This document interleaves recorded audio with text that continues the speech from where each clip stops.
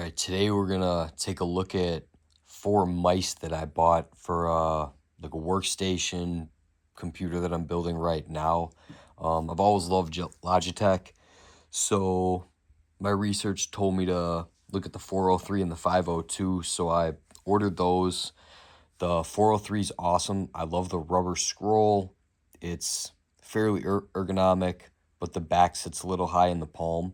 I love how the 502 sits, but when you're using it, I'm not really a fan of the metal scroll. I don't know why, but I'm not. So I figured out that they made a newer version called the G502X, and that's got the rubber scroll. Very similar, not exactly the same. I like how it sits in my hand. I like how the palm does not come up too much. And then I was told to take a look at I don't know what, the Razer V3. And I really like how that one sits. Pretty similar to the 502 and the 502X.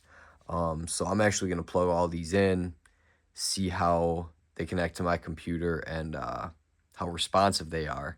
If I had to pick one, I would probably go with the G502X, and then the Razer V3 would be really close behind that.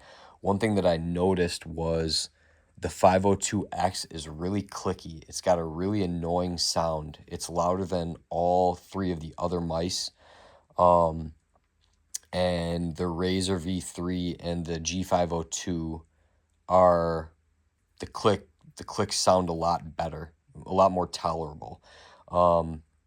These were all on Prime Day, between $35 and $55. I think normally they're all about 50 to 80 roughly. Again, if I had to pick one, I'd go with the G502X.